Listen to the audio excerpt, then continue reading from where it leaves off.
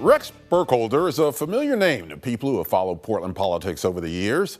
Burkholder was a Metro councilor for 12 years through 2012, working on regional transportation and climate-related issues. Burkholder is running for Portland City Council now in the new District 3, representing inner southeast Portland and including several northeast neighborhoods.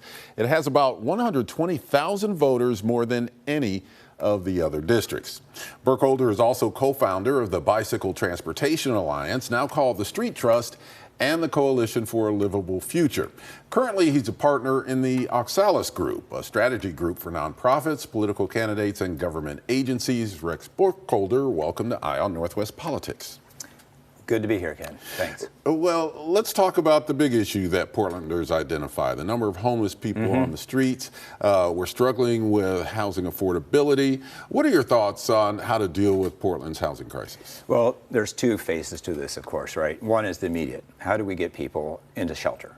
And how do we give them a place where they don't have to live on the street? Because living on the street is both cruel to the people who live there, but it's also cruel to the people and businesses that have to deal with the repercussions of that.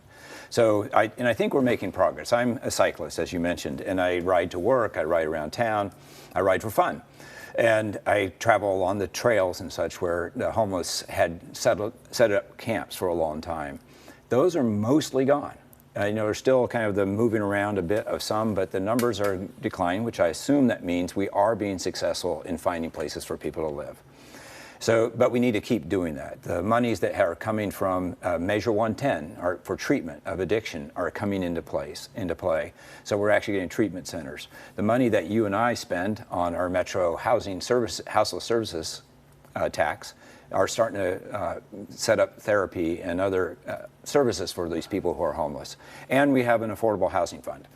Now, so immediately, let's get people into shelter. Let's get them connected with the services they need, whether it's to get ID or a job or housing assistance or mental health treatment. We can do that. In the long term, though, we have a huge problem in this country. And it is a nationwide country, as you hear, that we are short a few million housing units. And that's why there's such competition for housing. It's getting very expensive. Now, when I moved to this city in the late 70s, there was no competition for housing. Housing was cheap because people were leaving our cities.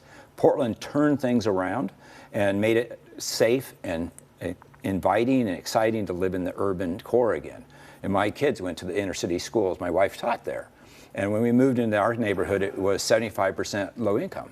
Now that area is gentrified. The average house is $750,000 to $100,000 to $1 million. And so it's gone. We've got to address how can we build more housing and more affordable housing. So changes in styles, getting home sharing set up, which is a nonprofit program that matches homeowners who have extra space with compatible people to be their roommates.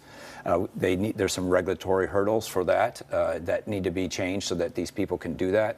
Lots of ideas, but these are more the long-term response. Speaking of long-term, we are in a situation right now where we are trying to provide services for people who are homeless or who have drug and addiction problems. But it seems like with Multnomah County especially, the relationship is such that these things are having a hard time getting off the ground. The deflection center has been delayed already.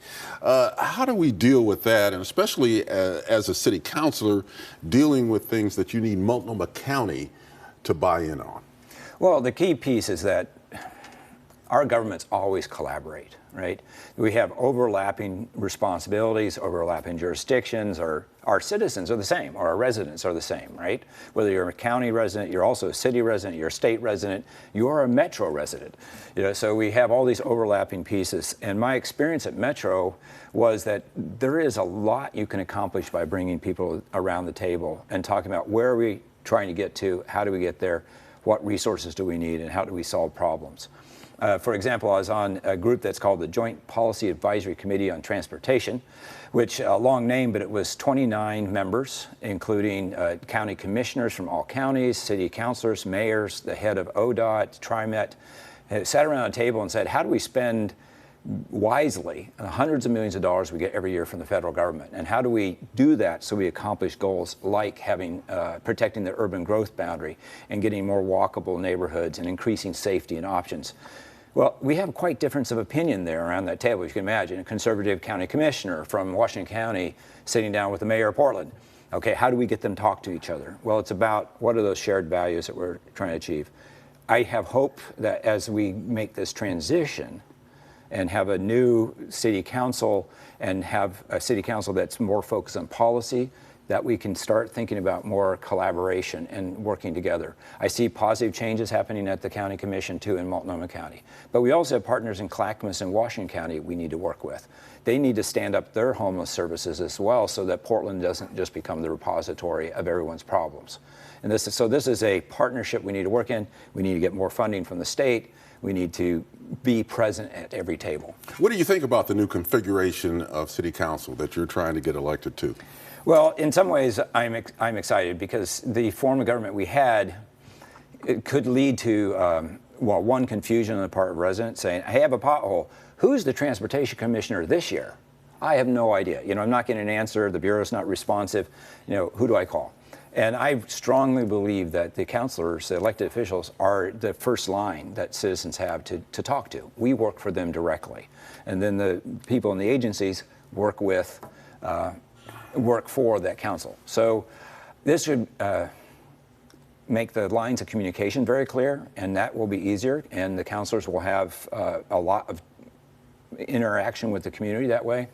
The other part is that I was excited about because it opens it up to new voices and new experiences and makes it less onerous to try to run for office as well. Instead of having to raise $500,000 to run for city commission, most of these campaigns will be in the $50,000 to $70,000, $80,000 range. And so it's reasonable. You have to knock on doors a lot more. You need to talk to people a lot more and not just go and ask for big bucks.